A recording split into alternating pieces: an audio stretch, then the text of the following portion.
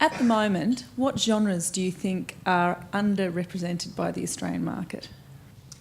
Well, I see things, a couple of years before the public would see them, and there is, at the moment, looking at the slate that we're developing, there's about 100 projects that we're funding. So just in terms of what we're supporting, pretty well every genre is represented. There's certainly less of the preponderance for sort of very personal dramas coming through. And there are a good handful of romantic comedies. We've got one horror. Stephen will be pleased to know.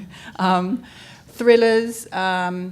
Everything. One of the things that we really, really sort of feel strongly about and are clear about is that it's our job to provide a platform for any kind of storytelling, and whether that's, as I said earlier, quite film festival focused, career launching films, through to romantic comedies, thrillers, dramas, and there's a place for all sort of cinematic storytelling. I mean, what we do is just look at how clearly the filmmakers are about the film that they have. So if it's a romantic comedy, and this speaks to the risk versus commerciality thing too.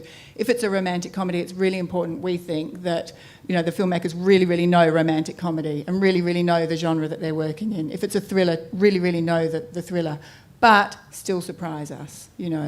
I think sometimes there's a kind of a mistrust when we start talking about the principles of genre. There's a mistrust that means that we want formula, and that's nothing could be further from the truth. I think principles are a very different thing to, formula. And so I feel really encouraged. I think this next decade is going to... I think it's a really exciting decade. I think that we're on the verge of a really exciting decade in Australian film, and I think that there is, certainly in the development stage, a lot of diversity, and hopefully a lot of those will come through to production. Well, we had an interesting year. We had horror and musical with Brand New Day, so I think they're not exactly produced in huge numbers out of this country. And through a song and dance for the Oscars a couple of years ago, I think someone stood up and said the musical is back, and there's been some successes around the world with them, but they're very, very challenging. You've really got to understand your material and your audience on that one for sure. Action adventures for the youth. We had a crack at one of those this year, and I think that's an audience that clearly is a regular goer at the cinemas. And well done to Al for the I suppose the Western in some ways, but you sort of went across multiple genres with Red Hill, and certainly that's an area that I certainly find quite interesting, but haven't seen a lot of those come out of this country before. But adventure, I think that's certainly an area that continues to have successes, and we're certainly very interested in that. Now, of course, the challenge with that genre is that there's a cost involved. It's usually a more expensive exercise. That's very true. And that goes to probably one of the questions asked earlier around risk and risk mitigation. At the end of the day, the bigger the dice that you're rolling, the bigger the risk, but sometimes you're actually risk mitigating by putting more on screen and making sure that you've got yourself a wider audience. But there's an enormous amount of noise out there. And to Steve's point around being a slate full in 2012, that's absolutely right. There are less slots for the studios, and while that might open up opportunities for smaller distributors, it means that there are just less big films being made. They may have better chance for success, but at the same time then there's the fragmentation of the market, and then you can go in that big circle around the challenges in releasing films today.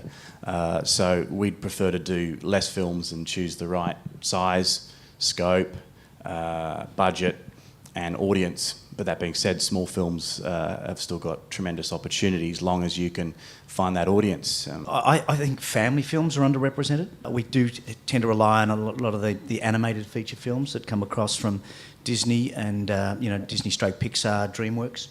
and I think they're perhaps underrepresented, and they're quite it's a very strong market, and so I think that's something that we haven't been very strong at. I do think the romantic comedies we haven't done enough of and done enough well in. I look at the TV series and dramas and various things.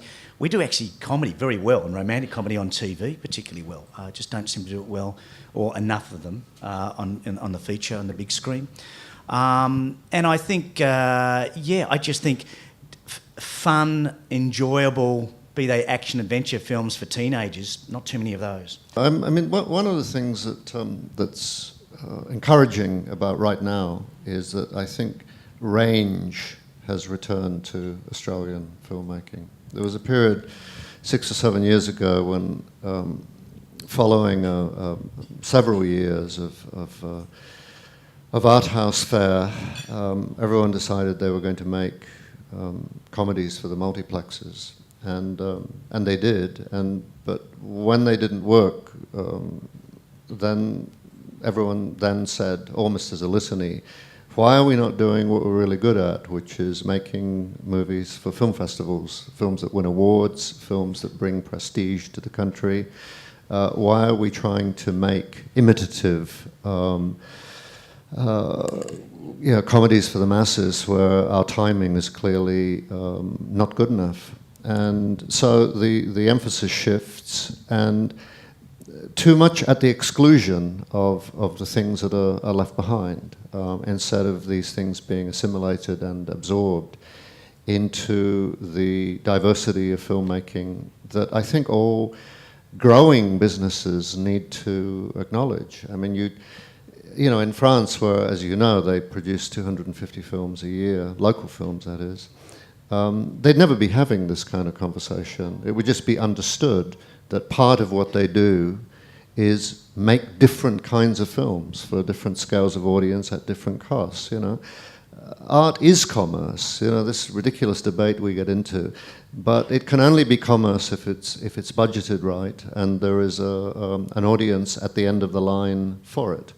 The kind of filmmaker we don't seem to have produced much in this country is epitomized, say, by Terry Gilliam, David Lynch, you know, that singular artist figure that, I mean, there was a film that was made recently that I have not seen by Ivan Sand that I'd be quite interested in seeing for that reason, because I think he made it as a singular artist rather than as somebody half-heartedly playing with the marketplace. I think if you're going to play with the marketplace, you have to do it wholeheartedly. Oh, Charlie Kaufman's another filmmaker that I would just love to find somebody with his way of looking at the world, or a similar way, but it's not a realm that we've been very productive in.